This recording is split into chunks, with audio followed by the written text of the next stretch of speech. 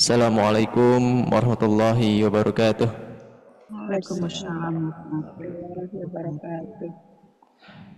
Alhamdulillah rabbil alamin. Assalatu wassalamu ala asrafil anbiya'i wal mursalin Sayyidina Muhammadin wa ala alihi wa sahbihi ajmain, amma ba'. Yang terhormat pada Pak Ustadz Kiai Haji Ilhamul Qasim MA selaku pembimbing kajian tafsir tematik Al-Quran Masjid Raya Nurul Hidayah, Matiin lampu depan tuh, Mas.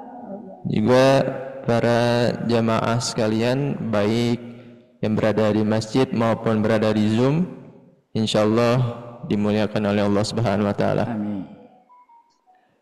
Alhamdulillah, segala puji bagi Allah yang telah memberikan kita nikmat iman, nikmat Islam dan juga kesehatan sehingga kita bisa melanjutkan pertemuan kajian kita, yaitu kajian tafsir tematik Al-Quran. Insyaallah pada pekan kali ini kita akan membahas atau mengulang pembahasan kita, yaitu surah pertama dari Al-Quran, yaitu surah Al-Fatihah, yang dimana Quran surah Al-Fatihah ini memiliki arti pembuka dan terdiri dari 7 ayat. Baik, mungkin untuk memperbanyak kesempatan, mari kita simak pembahasan surah Al-Fatihah ini. Kepada yang terhormat Bapak Ustadz Kiai Haji Ilhamul Qasim MA, kepada beliau dipersilahkan. Terima kasih. Bismillahirrahmanirrahim. Assalamualaikum warahmatullahi wabarakatuh. Waalaikumsalam warahmatullahi wabarakatuh. Alhamdulillahirabbil alamin. Wassalatu wassalamu ala asyrafil anbiya'i wal mursalin Sayyidina wa maulana Muhammadin wa ala alihi wa sahbihi ajma'in. Allahumma rabbana atina min ladunka rahmah wa hayyi lana min amrina rasyada. Amin ya rabbal alamin.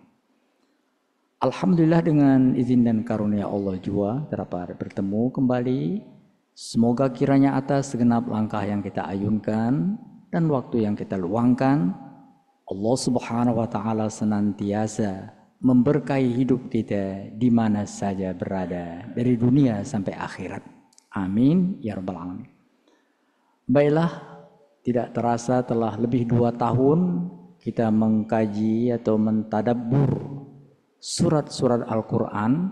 Kita mulai dengan surah Al-Fatihah dan Jumat yang lalu berakhir dengan An-Nas. 114 judul surat telah kita bahas dan judul surat itu kita jadikan tema. Jadi kita mentadabbur tematik, tema-tema surat Al-Quran. Jadi surat itu artinya apa, maknanya apa, hubungan antar surat bagaimana, dan pesan-pesan pentingnya apa, telah kita selesaikan dalam 114 pertemuan. Sekarang kita akan memulai yang baru. Kita akan mulai dari awal, sama modelnya, tema juga.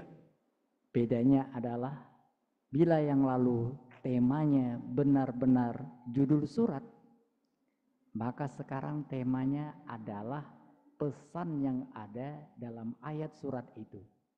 Jadi contohnya, kalau dahulu kita mengkaji surat Al-Fatihah, kalau sekarang temanya kita ambil yaitu As-Siratal Mustaqim gitu. Kalau dahulu kita mengkaji Al-Baqarah lanjutannya, nanti temanya diambil dari pesan-pesan yang ada di surat Al-Baqarah. Dan karena Al-Baqarah itu panjang, lebih dari 200 ayat, maka tema-temanya akan kita bagi dalam beberapa pertemuan. Mungkin sekitar 3 pertemuan, sehingga tegasnya kajian pendalaman ini itu lebih tajam lagi, dalam artian lebih fokus lagi. Jadi kalau dahulu Al-Baqarah walaupun panjang pesannya cuma 3, sekarang dibagi. Untuk Al-Fatihah sekarang ini seperti telah disebutkan tadi, temanya yang menjadi judulnya adalah kata yang terdapat dalam Al-Fatihah dan kata itu adalah As-Siratul Mustaqim. Jadi ringkasnya As-Siratul Mustaqim itulah tema kajian kita kali ini. Kenapa yang kita pilih As-Siratul Mustaqim? Karena dari 7 ayat yang ada dalam Al-Fatihah, satu-satunya permintaan adalah As-Siratul Mustaqim. Al-Fatihah dimulai dengan Bismillahirrahmanirrahim. Alhamdulillahi Rabbil Alamin. Ar-Rahmanir-Rahim. Maliki Yaumiddin. Dengan nama Allah yang Maha Pengasih lagi Penyayang. Segala puji untuk Allah, Tuhan semesta alam, Pengasih Penyayang, yang menguasai hari kemudian atau hari pembalasan. Itu tidak ada permintaan. Iyyaka na'budu wa iyyaka nasta'in. Hanya padamu kami mengabdi, hanya padamu ya Allah kami mohon pertolongan. Itu juga tidak ada permintaan, hanya pernyataan. Tapi waktu mengatakan ihdi, itu permintaan. Jadi satu-satunya permintaan kita dalam surah Al-Fatihah itu tertera di ayat ke-6. Ihdinas siratal mustaqim. Tunjuki kami ya Allah untuk mendapatkan as-siratal mustaqim. Tunjukkan kami siratal mustaqim itu apa. Oleh karena itu kita akan mengkaji tema di pemulaan ini, surah Al-Fatihah ini, kita langsung fokus kepada as-siratal mustaqim. Karena itulah satu-satunya yang kita minta dalam sholat kita. Ihdinas siratal mustaqim. Siratal mustaqim itu siapa yang memperolehnya, maka dia akan mendapatkan kenikmatan. Siratal ladzina an'amta alaihim. Kenikmatan sejati. Bukan kenikmatan semu dunia ini yang pasti kita tinggalkan, tapi kenikmatan abadi yang menanti di akhirat nanti. Itulah dia. Jadi kita sudah dapatkan judul bahasan kita dalam pertemuan pertama ini adalah as-siratal mustaqim. Pembahasannya adalah apa arti dan makna di balik as-siratal mustaqim. Kedua, apa hubungan as-siratal mustaqim dengan Quran secara keseluruhan. Yang ketiga, pesan-pesan penting apa di balik kata as-siratal mustaqim. Jadi polanya sama. Arti dan makna, hubungan dan pesan-pesan. Kita mulai dengan melihat arti dan makna. As-siratal mustaqim itu artinya, as-sirat artinya jalan, al-mustaqim artinya tegak atau lurus. Jadi kalau diartikan secara harfiah, ihdinas siratal mustaqim, tunjuki kami jalan yang lurus, tunjukkan kami jalan yang tegak. Tapi mari kita periksa terjemahan yang ada, silakan. Ihdinas siratal mustaqim diartikan apa? Tunjukilah kami jalan yang lurus. Ya, diartikan jalan yang lurus. Apa maksud jalan yang lurus? Jadi kita tidak cukup melihat arti. Di arti dikatakan jalan yang lurus. Apa maknanya? Rupanya as-siratal mustaqim itu walaupun diartikan jalan yang lurus, maknanya adalah menyadarkan manusia perlunya menjalani hidup ini dengan baik. Jadi jalan yang lurus itu bukan jalan tol. Mentang-mentang ada sirotol, ini jalan tol kali, bukan. Dia bukan the street, bukan road. Dia adalah way, the way of life. Jalan hidup. Tunjuki kami ya Allah jalan hidup yang lurus di dunia ini, sehingga jalan lurus itu menyampaikan kami ke rumah kami di surga nanti. Dengan perkataan lain, as-siratal mustaqim itu maknanya menyadarkan manusia perlunya kita menempuh jalan hidup dengan baik sehingga kita sampai ke rumah yang menanti kita di surga nanti. Sehingga di akhirat nanti kita bersama para nabi, bersama orang soleh. Itu rahasianya adalah as-siratul mustaqim. Itu makanya itu kita minta, ihdinas siratal mustaqim, jalan hidup yang lurus, jalan hidup yang benar. Kenapa? Karena jalan hidup yang benar itulah satu-satunya jalan yang akan mengantarkan kita untuk hidup yang menyenangkan di akhirat nanti. Mari kita lihat sambungannya. Kenapa kita minta as-siratal mustaqim, ihdinas siratal mustaqim? Karena siratal mustaqim itu akan mengantarkan kita kepada kehidupan yang menyenangkan di akhirat nanti.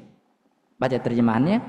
Siratal ladzina an'amta 'alaihim ghairil maghdubi 'alaihim waladdallin. Silakan.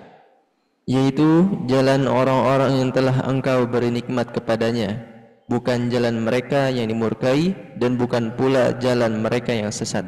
Jadi hanya ada 3 jalan hidup yang akan ditempuh oleh seluruh manusia, siapapun dia. Jadi Al-Fatihah mengingatkan di bawah judul Siratal Mustaqim bahwa manusia itu jalan hidupnya dapat dibagi 3 saja. Jalan hidup yang lurus, itulah jalan hidup yang benar, mengantarkan dia kepada kenikmatan sejati. Ada jalan hidup yang dimurkai, Allah nggak ridho, Allah nggak suka, namanya maghdub. Ada jalan hidup yang tidak jelas, namanya sesat. Jadi manusia ini jalan hidupnya cuma 3 itu aja. Ada siratal ladzina an'amta 'alaihim, itulah siratal mustaqim. Ada sirat al-maghdub, jalan hidupnya dimurkai oleh Allah. Ada siratal dhallin, jalan hidup yang tidak jelas, yang sesat, yang ngambang. Itu jalan hidup yang tidak menyampaikan orang tersebut kepada kenikmatan sejati. Di ayat lain dikatakan siratal mustaqim itu, jalan hidup yang lurus itu adalah jalan orang-orang yang soleh. Siapa yang siratal mustaqim, hidupnya lurus, akan digabungkan Allah dengan para nabi. Jadi kita ingin berkumpul dengan para nabi. Siratal mustaqim itu jaminan dari Allah. Itu jaminan. Allah jamin siapapun yang menyadari, menghayati as-siratal mustaqim, dia akan mendapatkan kenikmatan. Kenikmatan apa? Berkumpul dengan nabi, berkumpul dengan orang soleh, berkumpul dengan para syahid. Orang-orang yang syahid akan dikumpulkan di bawah panji as-siratal mustaqim, seperti dikatakan di surah 4. Pada surat 4, surah An-Nisa ayat 68 dikatakan, walahadainahum siratan mustaqima. Siratal mustaqim. Dan pasti kami tunjukkan kepada mereka jalan yang lurus. Apa jalan yang lurus itu? Apa jalannya dinikmati itu, mendapat kenikmatan itu? Lanjut. Barang siapa. Dan barang siapa menaati Allah dan Rasul Nabi Muhammad, maka mereka itu akan bersama-sama dengan orang yang diberikan nikmat oleh Allah, yaitu para nabi, para pencinta kebenaran, orang-orang yang mati syahid dan orang yang soleh, dan orang-orang soleh. Mereka itulah teman yang sebaik-baiknya. Itulah teman terbaik. Kita di dunia ini banyak teman, tapi kata Allah, bahkan teman sejati pun bisa menjadi musuh.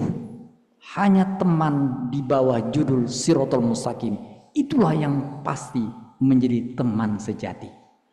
Teman-teman sejati dunia ini itu jangankan sampai akhirat, di dunia ini saja sekarang teman sejati, besok sudah musuh sejati.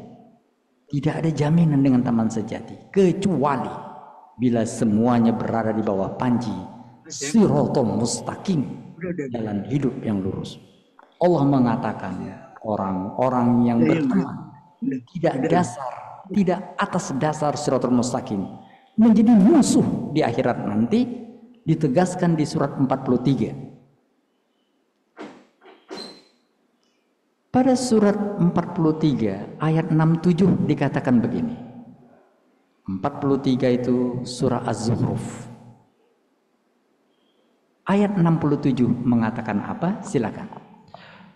Teman-teman karib pada hari itu saling bermusuhan satu sama lain, kecuali mereka yang bertakwa. Kecuali mereka yang berada di bawah Shiratal Mustaqim. Orang-orang yang jalan hidupnya lurus, berteman dan sama-sama jalan hidupnya lurus, itulah teman terbaik, itulah sebaik-baik teman, kata Allah. Kenapa? Karena pertemanan seerat apapun, bila dasarnya bukan Shiratal Mustaqim, akan menjadi musuh, seperti dikatakan di surat 43 tadi. Al-akhillau yawma idzin ba'duhum li ba'din aidu. Teman-teman karib akan menjadi musuh kecuali bila mereka berada di bawah panji Shiratal Mustaqim. Itulah makna Shiratal Mustaqim, menyadarkan manusia, pilihlah jalan hidup yang lurus, supaya setelah hidup dunia ini kita tinggalkan, kita akan mendapatkan hidup yang baru bersama orang-orang yang terkasih, bersama orang-orang mulia di sisi Allah. Itu arti dan makna. Sekarang yang kedua, hubungan. Apa hubungan? Ya, bagaimana caranya supaya hidup kita lurus? Jadi Quran itu isi dan pesannya semua mengarahkan manusia untuk mendapatkan Shiratal Mustaqim. Jadi sekali lagi, bila Shiratal Mustaqim jalan hidup yang lurus, maka Quran ini fungsinya adalah, tujuan diturunkannya adalah mengajarkan manusia bagaimana mendapatkan Shiratal Mustaqim. Mari kita perhatikan surah 17.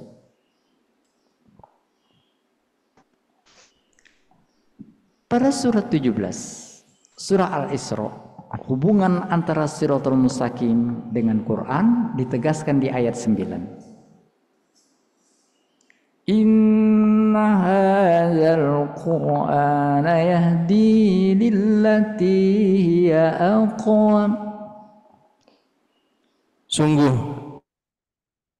bahwa mereka akan mendapat pahala yang besar. Ya, jadi Quran ini adalah petunjuk untuk Shiratal Mustaqim.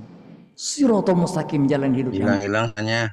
bagaimana cara mendapatkannya? Kualitasnya kurang bagus, Kak. Di masjid. Maaf ya, sebentar ya. Kenapa ini?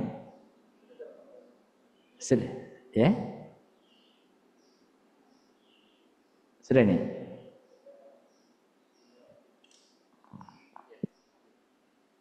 Itu. Nah, itulah dia hubungan. Jadi Shiratal Mustaqim, jalan hidup yang lurus, bagaimana cara mendapatkannya? Quran memberi petunjuk. Sampailah kita pada bagian terakhir. Pesan-pesan dari Shiratal Mustaqim adalah, judul pesannya adalah bagaimana cara supaya hidup kita lurus berdasarkan surah Al-Fatihah yang sedang kita kaji. Jadi pesannya tidak banyak. Kita sama dengan yang lalu, untuk pesan hanya kita batasi 3 saja. Tapi insya Allah, bila 3 pesan ini kita hayati, kita sudah berada di jalan yang lurus. Pesan ini didapat di surat Al-Fatihah. Apa pesan-pesannya? Pertama, bila kita ingin untuk mendapatkan Shiratal Mustaqim, yang pertama adalah miliki kasih sayang yang tulus. Itu nomor 1. Siapapun yang tidak memiliki kasih sayang tidak akan dikasihi oleh Allah. Berarti jalan hidupnya tidak lurus. Malayarhamu layurham. Itu penting sekali, kasih sayang yang tulus, sehingga di Al-Fatihah itu 2 kali diulang. Bismillahirrahmanirrahim. Alhamdulillahi rabbil alamin. Ar-Rahmanir-Rahim.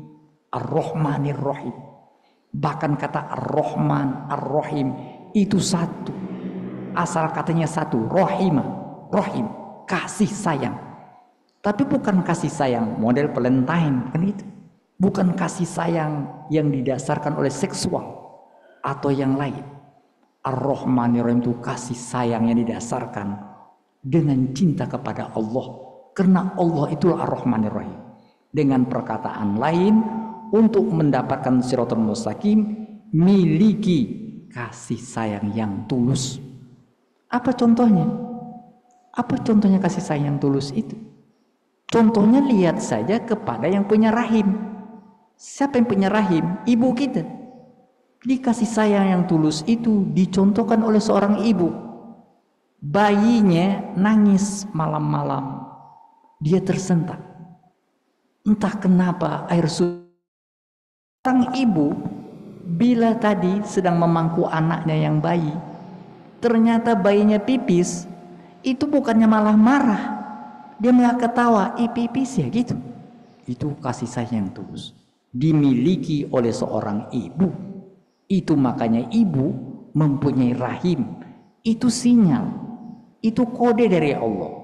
Untuk mendapatkan kasih sayang tulus itu, lihat perilaku seorang ibu yang sayang kepada anaknya, yang tadi berharap anak itu menjadi anak.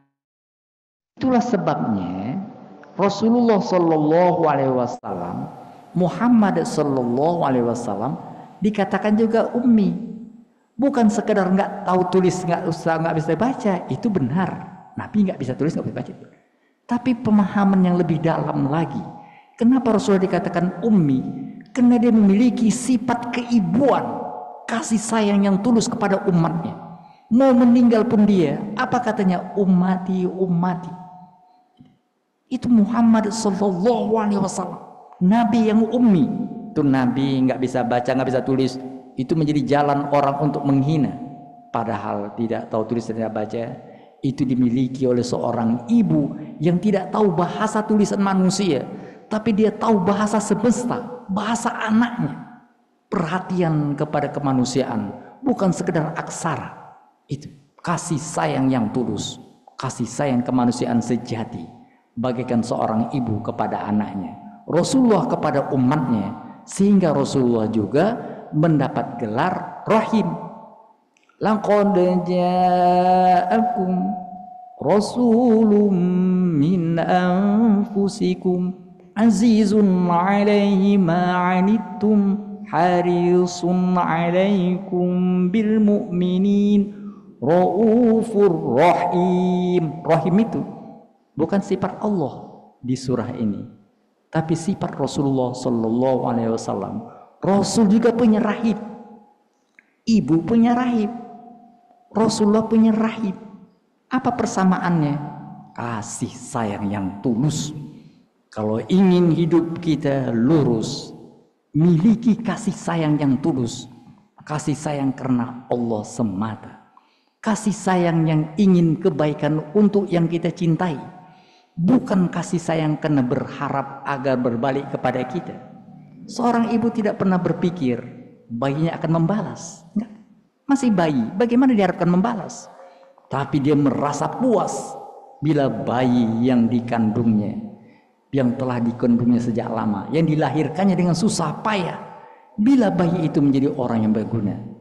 Oleh karena itu sekali lagi, pesan pertama dari Al-Fatihah untuk menjadi Shiratal Mustaqim, miliki kasih sayang yang tulus. Ar-Rahmanir Rahim. Bismillahirrahmanirrahim. Rahim. Rahim. Untuk itulah kalian kami ciptakan, kata Allah. Mari kita lihat surat 11.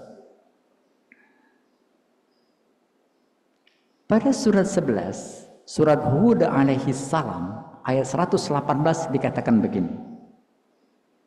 118. Silakan.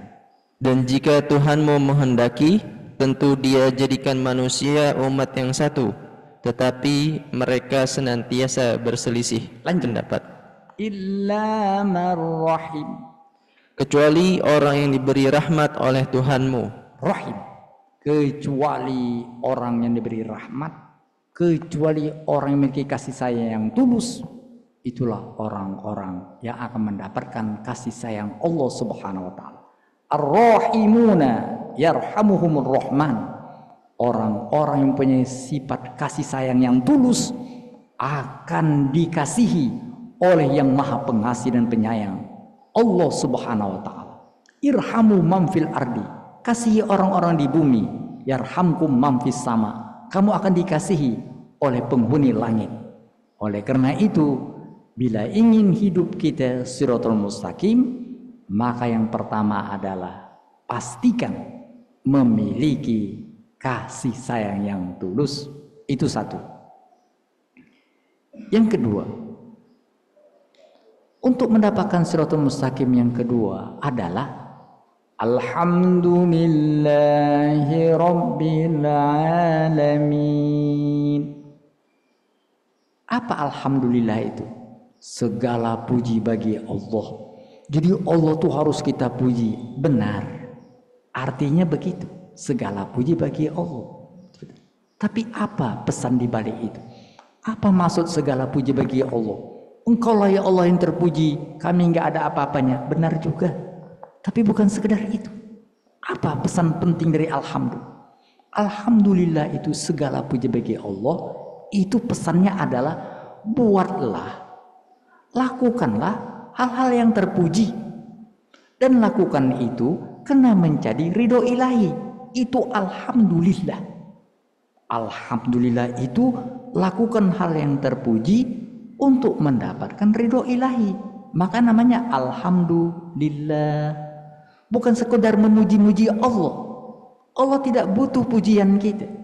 Dalam hadis dikatakan seandainya seluruh penduduk bumi dan langit mereka tadi memuji Allah, nggak menambah kemuliaan Allah sedikit pun.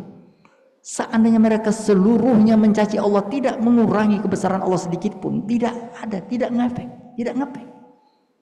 Kalau begitu apa makna dibalik alhamdulillah? Itu artinya lakukan hal yang terpuji. Alhamdulillah yang terpuji lillahi untuk Allah. Artinya lakukan hal yang terpuji untuk mendapatkan ridho ilahi. Ini bukan seperti cerita-cerita orang. Ketika Pak Haji dikatakan anaknya, anak bapak Pak Haji, dia main judi. Astagfirullah. Judi kan nggak boleh. Tapi dia menang. Alhamdulillah. Nggak gitu, nggak cocok itu. Itu. Alhamdulillah. Kenapa? Jadi alhamdulillah itu bukan dapat keuntungan, bukan. Alhamdulillah itu adalah melakukan hal yang terpuji untuk mendapatkan ridho ilahi. Karena ada orang melakukan hal yang terpuji, dipuji orang kelakuannya, nggak salah. Kalau kita melakukan hal yang baik, dipuji orang itu nggak salah, itu bagus. Itu namanya alhamdulillah. Bapak itu baik sekali. Itu jangan kita langsung katakan, enggak, jangan. Bilang aja, alhamdulillah. Dia kamu ini cantik sekali, alhamdulillah. Jangan kata siapa, jangan gitu. Itu memperpanjang, jangan. Jadi kalau orang muji kita, jawab dengan alhamdulillah supaya sampai ke ujung. Alhamdulillah. Bapak ini pintar sekali. Siapa dulu dong? Itu salah, itu salah. Kalau orang muji kita, sambung alhamdulillah. Segala puji itu untuk Allah. Artinya, mudah-mudahan yang kau puji itu adalah untuk mendapatkan ridho ilahi. Tidak salah dengan pujian. Dia baru salah bila pujian itu tidak dikaitkan dengan Allah. Ada orang melakukan kebaikan tapi tidak karena Allah. Dia melakukan kebaikan untuk dipuji semata ke dirinya, bukan ke Allah. Supaya dibilang orang dia baik, supaya dibilang orang dia alim, supaya dibilang orang dia berani, supaya untuk dirinya. Itu bukan alhamdulillah. Itu alhamdulillah nafsihi, untuk dirinya. Itu yang salah. Itu makanya alhamdulillah, lakukan yang terpuji dan itu untuk Allah. Itu makanya segala kata-kata kebaikan itu dikaitkan dengan lillah. Alhamdulillah. Jangan lakukan yang baik untuk dipuji ke diri kita. Kalau orang muji kita, lemparkan pujian, teruskan pujian itu kepada Allah. Alhamdulillah, bukan. Alhamdulillah. Segala puji itu untuk Allah. Itu mengandung makna Lakukan hal-hal yang terpuji untuk mendapatkan ridho ilahi. Siapa saja yang hidupnya untuk melakukan hal-hal yang terpuji dan itu semata-mata untuk Allah, Allah beri jaminan orang ini tidak akan tersentuh dengan kesulitan hari kiamat. Jaminan Allah dicontohkan di surat 76 begini. Ini contoh orang terpuji. Pada surat 76 diberi contoh. Surat 76 ayat 8.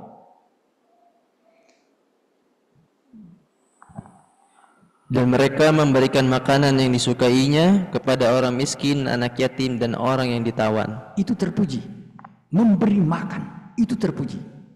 Wa yut'imuna at'ama 'ala hubbihi. Memberi makanan bukan makanan basi.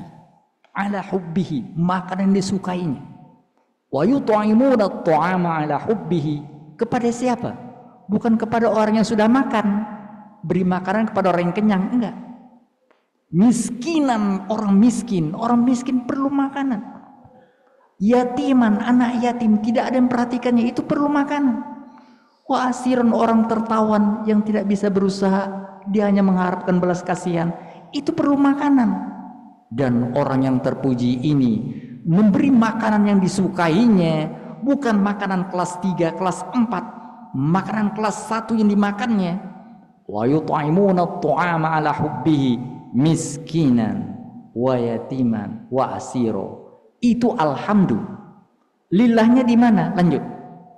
Innama nut'imukum liwajhillah la nuridu minkum jazaa'a wala syukura. Sambil berkata, sesungguhnya kami memberi makanan kepadamu hanyalah karena mengharapkan keridhaan Allah. Kami tidak mengharap balasan dan terima kasih dari kamu. Kami memberi makan kamu ini suatu alhamdulillah yang kalian puji, tapi kami memberi ini tidak mengharapkan balasan. Enggak perlu kalian balas. Yang membalasnya Allah. Tak perlu kalian berterima kasih, karena ini adalah tanda kasih. Allah mengatakan orang-orang yang alhamdulillah memberi makanan yang disukainya itu suatu yang terpuji karena Allah. Apa jaminannya? Lanjut. Sungguh kami takut akan azab Tuhan pada hari ketika orang-orang yang berwajah masam penuh kesulitan. Nah, apa motif yang beri itu? Kami takut kalau ternyata diperiksa kami buat yang terpuji ini rupanya untuk diri kami. Kami takut. Kami melakukan ini karena Allah. Lanjut ayat selanjutnya. Fawaqahumullah. Allah akan pelihara. Allah akan lindungi orang ini. Lanjut.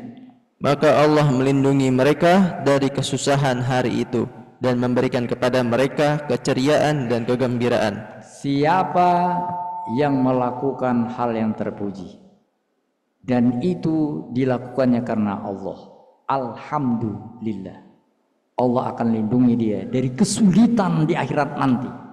Allah akan berikan kepadanya wajah berseri yang penuh ceria. Itulah dia as-siratal mustaqim. Ingin mendapatkan siratal mustaqim, alhamdulillah, lakukan yang terpuji. Jangan lakukan hal yang tercela. Jangan lakukan hal yang membuat orang akan membenci. Lakukan hal yang membuat orang memuji. Itu tidaklah salah. Mendapatkan pujian tidak salah. Rasulullah dikatakan Muhammad terpuji. Dialah terpuji. Kita katakan Rasulullah itu Allah bulan. Dialah bintang. Kita puji Rasulullah dan disuruh Allah memujinya. Tidaklah salah dengan pujian. Yang salah bila pujian itu diharapkan untuk dirinya sendiri, itu baru salah. Itu makanya alhamdulillah. Alhamdulillah. Lakukan yang terpuji itu karena mendapat ridho ilahi. Itu yang kedua. Yang terakhir, untuk siratal mustaqim yang pertama tadi, miliki kasih sayang yang tulus. Bismillahirrahmanirrahim. Ar-Rahmanirrahim. Itu menegaskan miliki rahmah, kasih sayang yang tulus. Kedua, alhamdulillah, lakukan hal yang terpuji karena mencari ridho ilahi. Yang ketiga, Maliki yaumiddin, yang menguasai hari pembalasan. Itu artinya orang yang Shiratal Mustaqim itu menyadari pertanggungjawaban. Siaplah bertanggung jawab. Allah katakan, memang kalian pikir hidup dunia ini semau-maunya saja. Kalau mau semau-maunya saja berarti hidupnya sesuka hati. Orang yang Shiratal Mustaqim dia tahu bahwa apapun yang dilakukannya akan dipertanggungjawabkannya. Pada surat 75 Allah katakan begini. Ayahsabul insanu ayyutraka sudah. 75:36.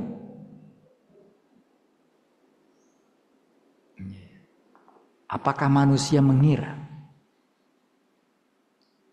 Apakah manusia mengira dia akan dibiarkan begitu saja tanpa pertanggungjawaban? Apakah manusia mengira hidup di dunia ini sesuka hatinya saja? Tidak. Dia hadir ke dunia bukan karena kemauannya, tapi adalah kehendak Allah Subhanahu wa taala, dan Allah menitipkan sesuatu kepadanya, yaitu suatu kesempatan berbuat baik yang akan dipertanggungjawabkannya nanti di akhirat. Oleh karena itu, apa manusia mengira dibiarkan begitu saja tanpa pertanggungjawaban?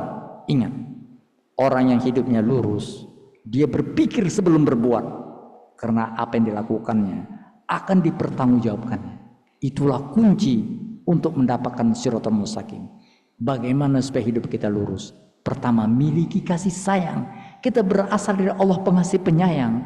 Kita lahir dari rahim ibu yang mempunyai rahim kasih sayang. Alhamdulillah, lakukan hal yang terpuji, yang berguna, dan cari itu, lakukan itu untuk mencari ridho ilahi.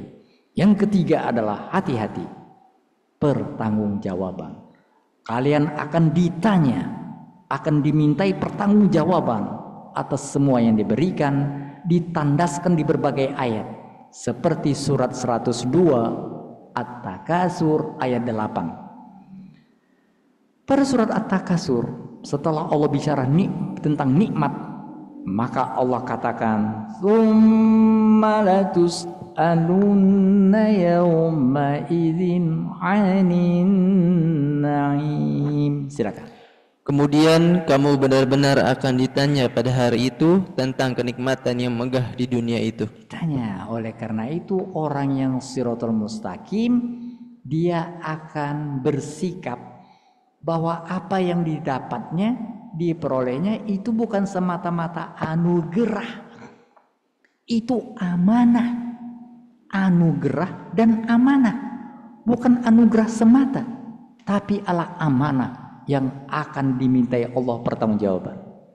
Itulah dia 3 pesan penting di bawah judul As-Shiratal Mustaqim.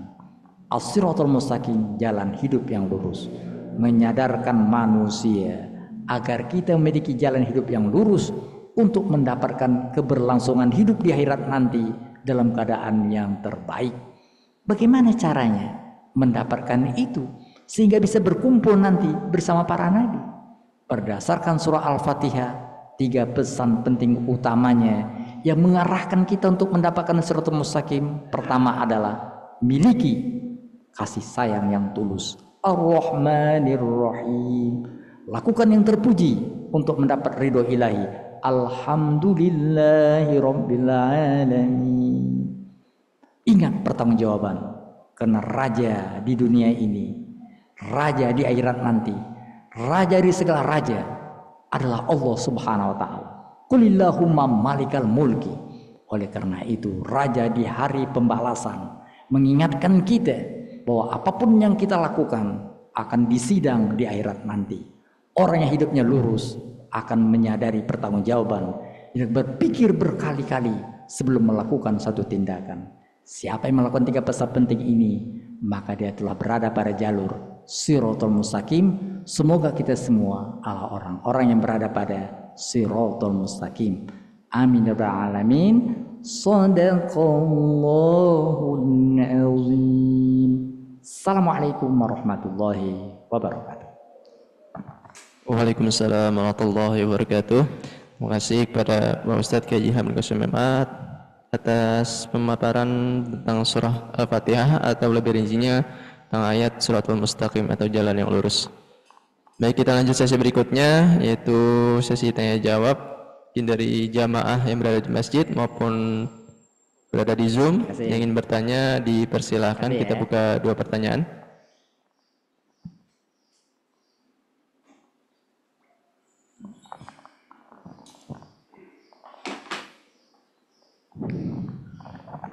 Terima kasih. Assalamualaikum Pak Ustadz. Waalaikumsalam. Berkaitan dengan isian kajian yang pertama tadi Ustadz, milikilah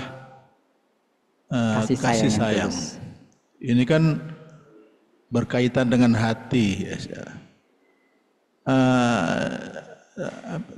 Bisa tolong Pak Ustadz, kira-kira bagaimana kiat-kiat kita untuk bisa memiliki kasih sayang yang tulus ini? Ini kadang-kadang itu agak kesulitan terus terang. Nah, ini kan karena berkaitan dengan hati ini. Terima kasih Ustaz. Ya. Itu pertama sekali kan latihan ya. Latihan kita untuk itu operasional dari terapan dari Ar-Rahman itu di alhamdulillah, lakukan yang terbaik gitu. Lakukan yang terbaik. Jadi bagaimana supaya memiliki kasih sayang yang tulus? Maka di pesan kedua dijabarkan, lakukan yang terpuji, lakukan yang baik dan semata-mata ridho ilahi. Itu prakteknya. Tapi selain usaha seperti tadi, ada doanya. Pada surat 59, itu doa yang dilakukan oleh para sahabat Muhajirin dan Ansor.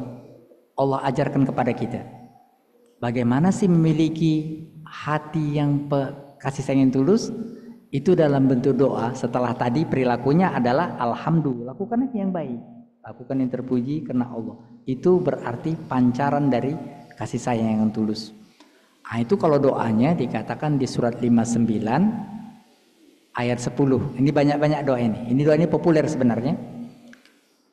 Walladzina ja'u min ba'dihim yaqulun Rabbana ighfir lana wa li ikhwanina alladzina sabaquna bil iman wa la taj'al fi qulubina ghillan lil ladzina amanu Rabbana innaka ra'ufur rahim. Ini deh.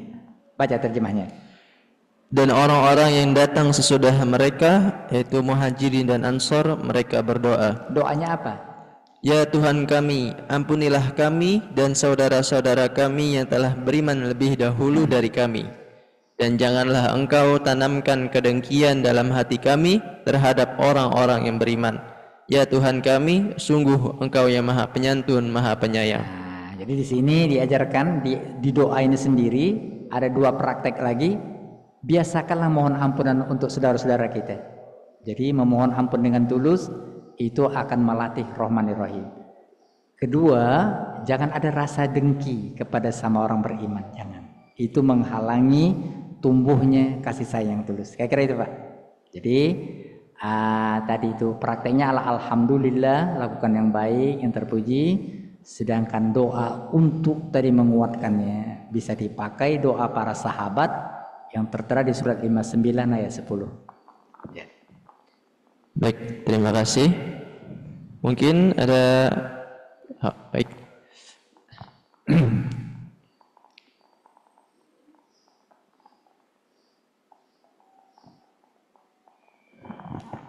Assalamualaikum warahmatullahi wabarakatuh. Waalaikumsalam. Pak Ustadz, saya mau bertanya yang pernah dibahas minggu lalu mengenai kata Maliki Yaumiddin dengan Maliki Yaumiddin. Nah itu penggunaannya perbedaannya apa itu Pak Ustadz?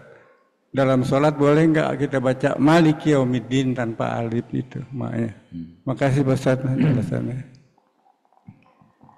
Jadi Rasulullah waktu membaca Maliki Yaumiddin ayat keempat ini, dia terkadang baca panjang, Maliki yaumiddin. Tapi terkadang baca pendek.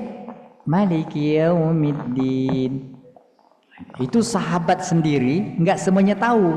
Enggak. Di sahabat dia yang tahu Maliki yaumiddin, dia kira yang benar Maliki yaumiddin yang pendek. Sahabat yang ikut Nabi baca panjang, dia kira yang benar baca panjang. Tapi ada juga yang mengetahui dua-duanya boleh gitu. Sehingga dalam riwayat dikatakan pernah Umar bin Khattab mendengar orang baca Quran ketika itu orang itu jadi imam, bacanya aneh.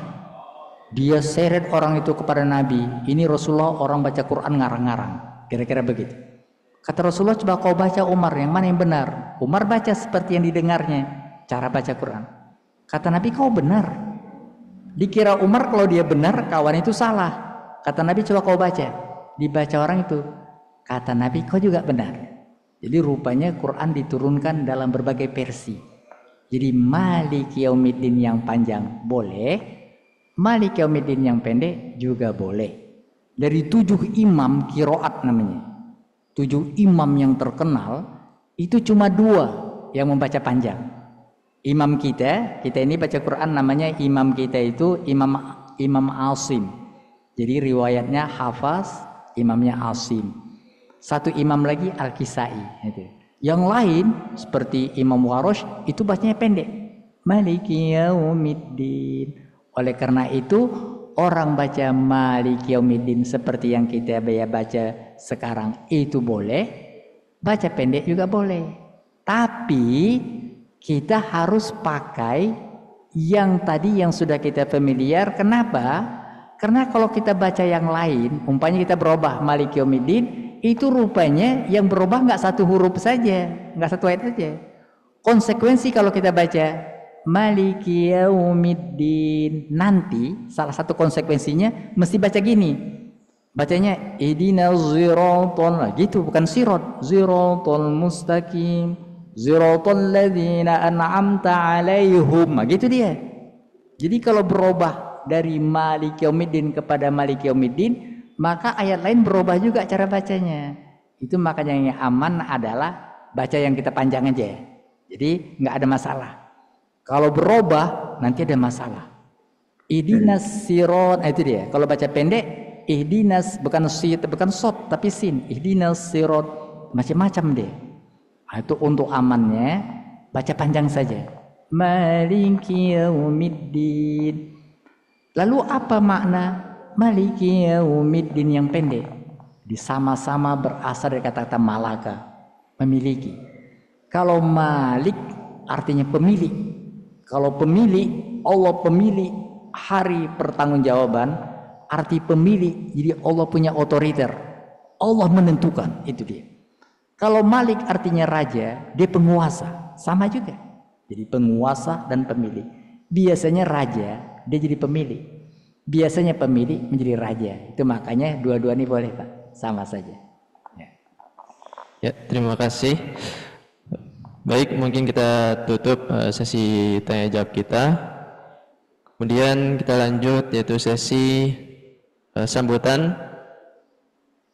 Itu yang akan disampaikan oleh Ketua Yayasan kita, Bapak Syahrir Tanjung.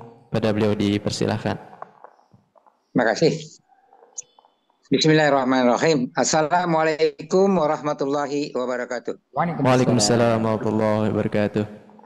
Mari kita sama-sama mengucapkan syukur alhamdulillah bahwa kajian ini berlangsung sesuai yang kita